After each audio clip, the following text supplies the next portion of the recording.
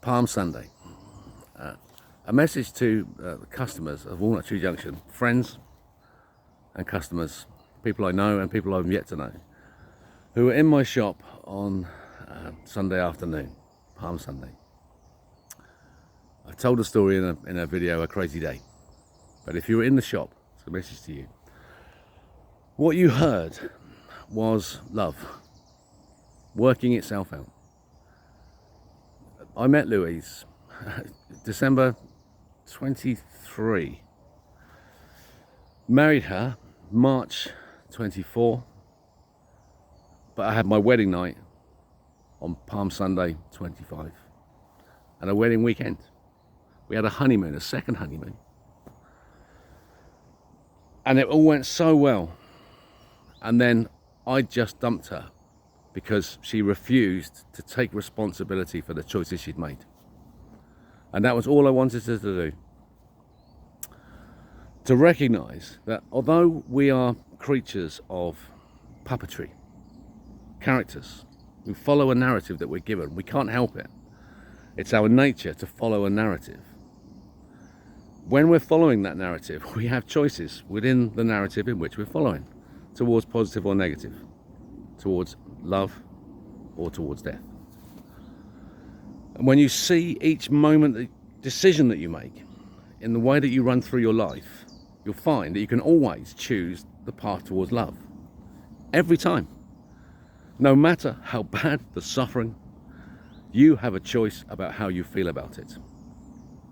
And if you understand love, really, if you realize, if you know that you are made from love, then you can't help but make choices towards love. And so I dumped Louise. Finally, in my mind, she had gone. I found that her actions were unforgivable. I couldn't do it. And so I dumped her and I blocked her on my phone. And what you heard was her arriving in my life with a choice. And she said, I've come to help you and let's go on holiday. And look where I was. You saw me, customers. You saw how angry I was. You saw how I was trying desperately to hold it together and to serve all those meals. That's a week's worth of work I was doing in an hour and a half on my own. And it was all going wrong. And my mind was so elsewhere. And then she walked in and I said, instead of saying, yes, thank you, angel, for saving my life, I told her to get lost. Because that's how firmly I'd binned her in my mind. I had to protect myself. The love that I had for that woman was going to get abused, and I'm not having it. So I was going to put an anchor around it, sealed, so solid, no one could get in. And then she walked into the kitchen and wouldn't get out. And wouldn't get out. And as you heard, then destroyed the kitchen. But she broke nothing that didn't need breaking or didn't matter. And the deed that I did was I hit her. When she threw the microwave to the floor, I hit her for the third time. I hit her twice to get out the way of the door, not hard, with the palm of my hand on the side of her head like that. She was blocking the door. Get this, there are knives everywhere in that kitchen, and that she had lost it. So she wasn't being herself, she was totally puppeted. And so I'd hit her twice. She then threw the microwave to the floor, and that microwave is heavy. She can't move it now. I asked her, Lou, move that microwave. She can't move it. And so I hit her really hard, but in the same way with the palm of my hand across the side of her face, and I left marks on her face, and I concussed her. And that shook her so badly that I got her out of the way of the door, and I walked into the kitchen, walked back into the cafe where you saw me, and I said the kitchen was closed. I realised from that motion, and I had a conversation with two lovely people who come often at the end about how my dream had just died in front of my eyes. And I gave them my sad sob story where the violins were playing. With a tear in my eye, I said, this is the end. I'm closing the door. How can I recover from this position? My life has been destroyed. I went up to my spot above Clive's Farm, on the top of the Taff Trail, and I had a joint. And I had a conversation with a friend of mine who I meet on the trail. And at the end of the conversation I'd had with him, I realised I was madly in love with my wife. Because what she'd done was I dumped her, and she knew it, and she was saying, no, that can't happen. I love you too much, was what she was saying to me.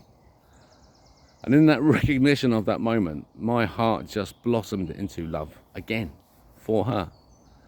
Because I could forgive everything that's happened before, because I hit her, and therefore nothing else matters. The deed that was done was my striking of my wife, who I love so dearly.